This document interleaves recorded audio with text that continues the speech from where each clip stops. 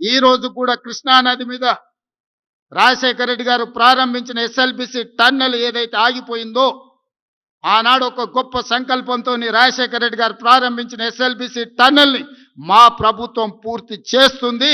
ఆ కార్యక్రమాన్ని ముందుకు తీసుకువెళ్తాము.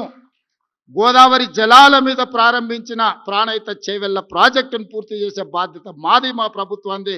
కృష్ణానది జలాల మీద రాజశేఖర రెడ్డి గారు ప్రారంభించిన ఎస్ఎల్బిసి టన్నెల్ని పూర్తి చేసి నల్లగొండ జిల్లా రైతాంగం యొక్క కలలు నెరవేర్చే బాధ్యత మా ప్రభుత్వం తీసుకుంటుంది అని చెప్పి నేను ఈ సందర్భంగా తెలియజేస్తున్న మిత్రులారా. ఇదే కాదు, రెండవసారి ముఖ్యమంత్రిగా బాధ్యతలు చేపట్టిన తర్వాత రాజశేఖర రెడ్డి గారు నాకు తెలిసి గాంధీ భవన్కి వచ్చిండ్రు. అక్కడి సమావేశంలో వారు ఒక మాట ఇచ్చారు, ఇక నా జీవితంలో ఎలాంటి ఆశయాలు లేవు, నా జీవిత ఆశయం రాహుల్ గాంధీ గారిని దేశ ప్రధానమంత్రిని చెయ్యడము అని చెప్పారు. ఉండవల్లి అరుణ్ కుమార్ గారు కరెక్షన్ చేయాలి ఒకవేళ నేను చెప్పిన దాంట్లో ఏమైనా అటు ఇటుగా ఉంటే, ఎందుకంటే వారు మాట్లాడేదైనా మాట్లాడిన దాన్ని నిక్షిప్తం చేయడంలో ఉండవల్లి గారు రాజశేఖర రెడ్డి గారికి ఎప్పుడు అండగా ఉండేది.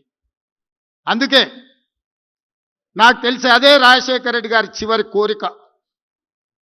ఆ చివరి కోరిక నేను, వైఎస్ షర్మిల గారు, డాక్టర్ కేవీ రామచంద్రరావు గారు, రఘువీరారెడ్డి గారు, అదే విధంగా ఇక్కడ ఉన్న పెద్దలందరం రాజశేఖర రెడ్డి గారి చివరి కోరిక అయిన రాహుల్ గాంధీ గారిని దేశానికి ప్రధానమంత్రిని చేసే వరకు విశ్రమించబోము.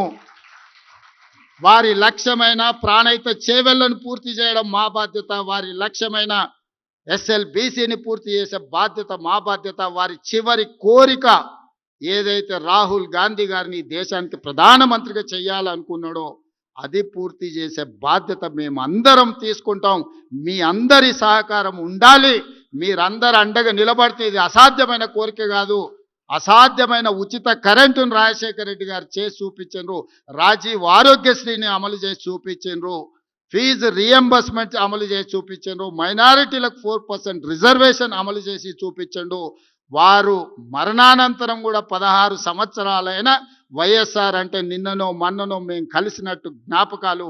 మొట్టమొదటి ఎమ్మెల్యేగా 2009లో అసెంబ్లీలో ప్రతిపక్షం నుంచి బడ్జెట్ మీద నేనే ఇనిషియేట్ చేసిన మొదటి ఎమ్మెల్యేగా చర్చను. ఇప్పటికి కూడా యూట్యూబ్లో ఎక్కడైనా ఉంటుంది, వెతకండి. 2007లో శాసన మండలిలో వారితో సంవాదానికి దిగేది.